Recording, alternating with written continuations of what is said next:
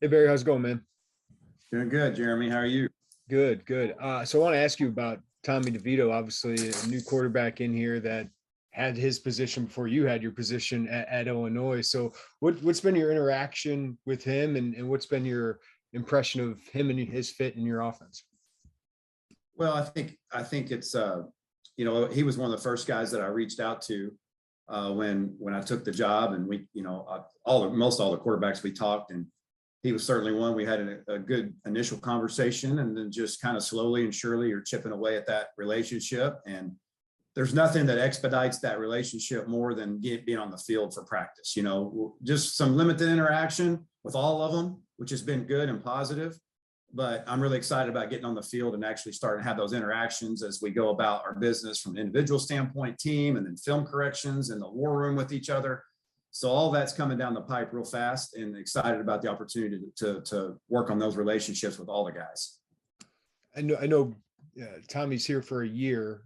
So what's the importance of getting him in here for spring ball and what is the importance with you guys having all of that time together? Yeah, that's super critical.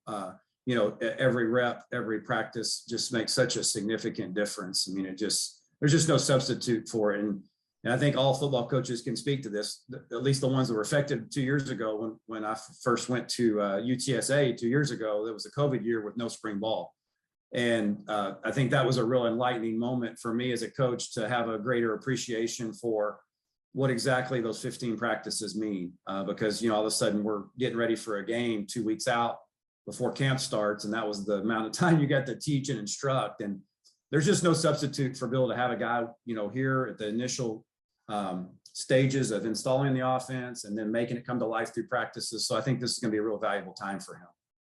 And just what did you see of him on film? I know he brings a lot of confidence. It seems like that's for sure.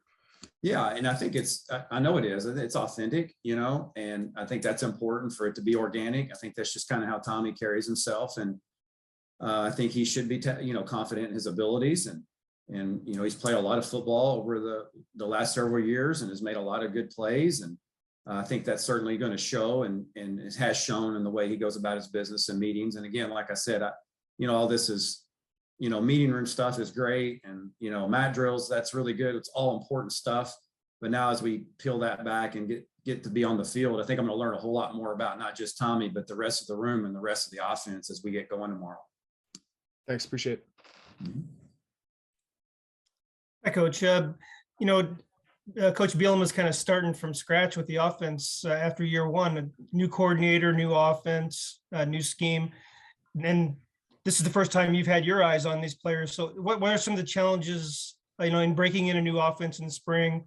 And how much of it do you think you can get installed by the end of spring ball? Yeah, I think, obviously, anytime you're starting over, you're starting a new language, right? That's really the base challenge. A lot of the same plays schematically. There's only so many plays out there, right? I mean, there's just so many plays. It's about how you name them, how you apply them. For us, certainly maybe even the pace is something that's going to be unique and different. So just in general, those are just some of the initial thoughts I have about some of the challenges, right? So it's a new terminology. So everybody's learning a new language. Guys have done a really good job of spending time on their own, developing and understanding what's going on. But again, there's no substitute for doing live action in the course of a quick turnaround of in between whistles and trying to snap the ball maybe a little bit quicker, more quickly than what has been done before. So, from a language standpoint, and then me getting to know them and them getting to know me as a coach and as their leader. Really spent an extensive amount of time with our staff offensively, and they've been awesome. And so I think we know each other really well, and I've chipped away at the players' understanding and knowing me. But now, again, the recurring theme here is there's just no substitute for being on the field with them and for being in the huddle and going through practices and evaluating practices. And so it will be a new day for us. As far as the percentage about where, what my goal is to install when we leave, I don't know if I have an exact figure or formula for that.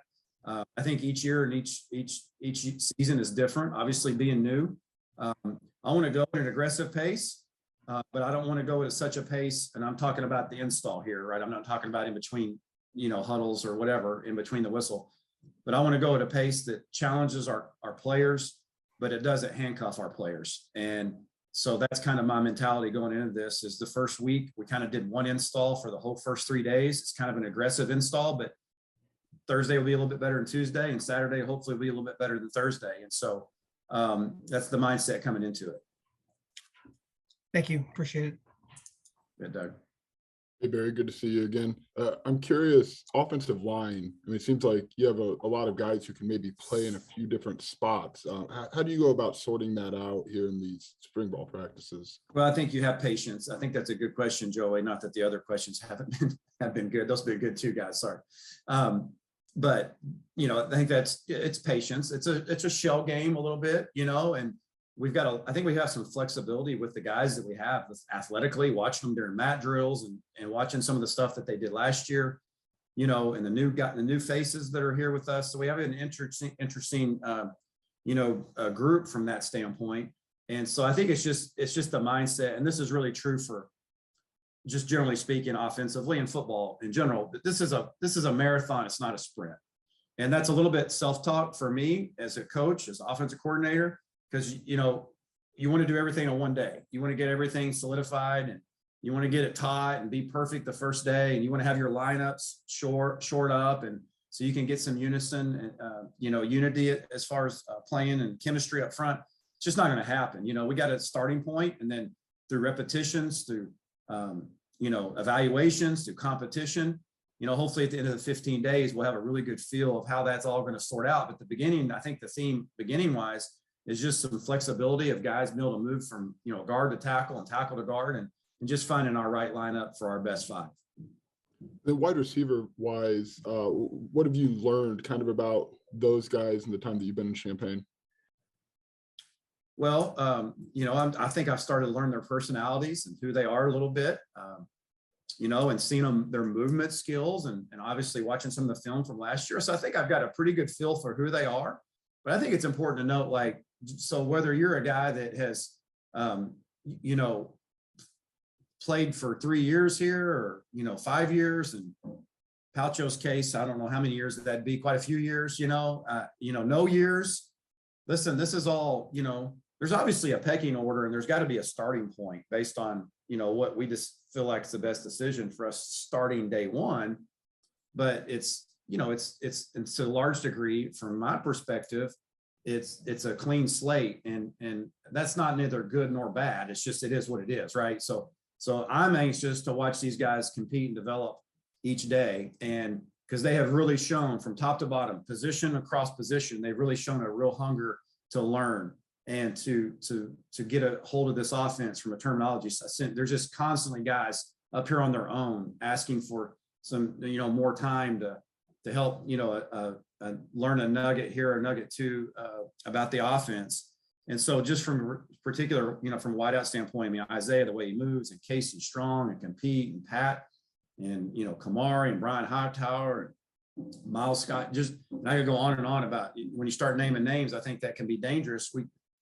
At this point in the season, without even going through a practice. And so I'm excited to see all the young guys, Sean and Ian, on and on. So what have I learned about the receivers is probably about the same amount that I've learned about the other positions, about kind of who they are, what their movement skills are. Now, and we'll go watch them play football. Thanks, Barry. Appreciate it. Barry, I asked this based off of your, experience at the college level, but what do you like about your tight end room? And do you foresee a scenario in which you could go to multiple tight end scenarios, even coming out of the spring, with somebody being able to play with Luke on a consistent basis? Well, I mean, I think, from a tight end standpoint, I think overall we've got some athletic bodies there. There's no doubt that we do. We've got a good mix of older and younger guys. I'm excited to see some of the younger guys mixed in with some of the older ones. It's my goal. I mean, my desire for us to be able to leave the spring and be able to get in multiple tight end sets. We plan on being on multiple tight end sets the first week for sure, even the first day. So just from a philosophical standpoint, that's going to be something important to us offensively to be able to do that. And what that means from the season standpoint, I don't know. We're going to determine that out of the post spring. But so I like the athleticism. I like the body types. I'm anxious to see them, run routes and catch the ball in our passing offense, and to see that come to fruition a little bit. And but I'm just excited about working with them in general. And yeah, my vision is for us to use multiple tight end sets. Do you foresee a scenario kind of like Coach Bielema told us that that you'll have a more hands-on approach, being one coach down, specifically at that position during the spring? Yeah, I think so. Yeah, I think so. Just yeah, I think that'll happen kind of organically. It kind of happens the way I coach anyway. Just being out there, especially with me, the offense being new. And although, I know there's no doubt in my mind that our coaches have really done a great job of, learning and mastering the terminology and the offense. But at the end of the day, this is something that this is the offense that I brought here and installed. And so, I should be the one that knows the details and the intricacies of it to be able to communicate even on the field.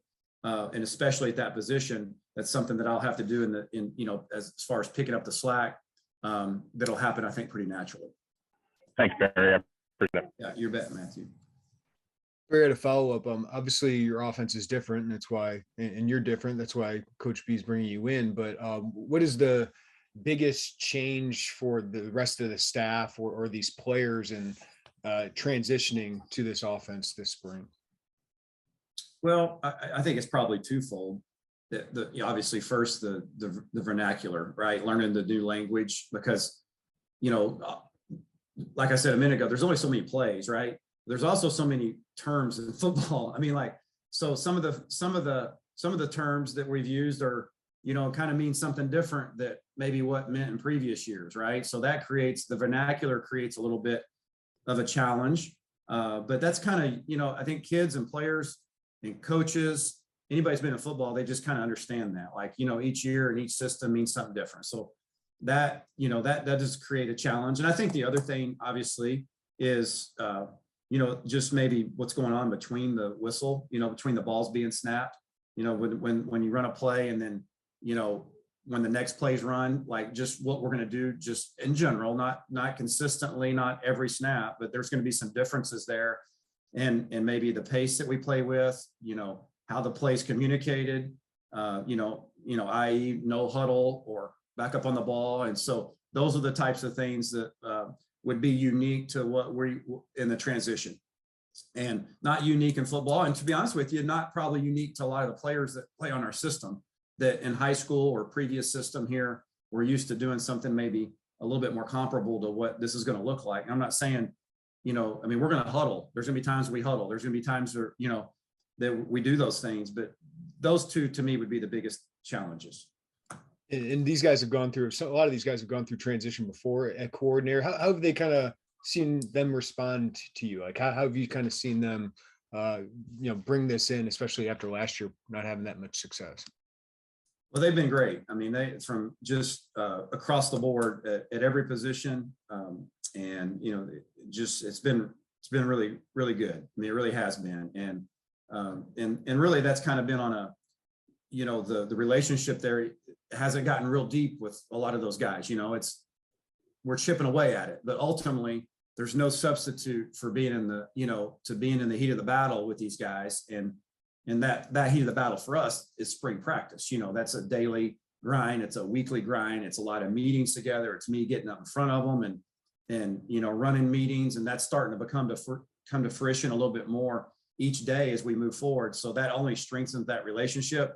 But they have been wonderful so far. And I would anticipate that to continue and only strengthen as we get going with football. Great. Thanks, Barry. Thank you, Jeremy. Coach, you stepped into a pretty good situation with the running back room on this team. So my question about that would be, as a play caller, do you have an overriding philosophy? Are you a feed the studs kind of guy, a system guy, or a little bit of both? Yeah, I mean, I think just, generally speaking, you got to think players, not plays, right? I mean, that's, to your point about feed the studs or whatever. I don't have that necessarily vernacular. I love saying vernacular. That's my word day to day for some reason, but that, I don't have feed the studs mantra, but really that's what it comes down to, right? Is listen, you got to think players, not plays. And I'm talking about that's not every down, every minute of an offensive scheme, but certainly we want to get the ball to the guys that deserve it, you know, and you earn the right to get the ball. That's not given. And that's something I'm excited to watch these guys at every position go out on a daily basis here and earn the right to get the football. And I know we've got some talent there, and you know, we've got to run the football. You win championships, you win conference championships through running the football, and that's never going to change. And that's going to be the starting point of who we are offensive. We got to run the football. We got to run it well, and that's all guys across all positions. That's all 11 guys on the field. Wide receivers blocking on the perimeter, got up front. Quarterbacks doing their part in the run game to keep the boxes, you know, from being overloaded. And obviously the running backs, but we're going to think players, not plays. Thank you. Hey, Barry, one more about Tommy. Beyond like on the field, you know, seeing how they throw the ball, how you guys interact, and these kind of 1-year deals with one another. How do you go about building and quickly building, I guess, that trust just person to person between the two of you? Experiences. I mean, you know, really just experiences. Playing or practice experiences when you're going against a defense and you're in that film room and you're getting things corrected, heat of the battle, so to speak. And then obviously working on those things off the field as well. You know, there's got to be a twofold part of that relationship. It can't just be all football all the time. And I think those can't be fabricated. And it's not just about the quarterback, but it is important at that position, obviously, to really get inside their head, for them to know you to know them. And there's just no substitute, you know, for being out there with a guy. It strengthens bonds. You know, it strengthens those coaching player relationship. When you give them information that helps them and they receive it and they go apply it, that strengthens the level of trust, right?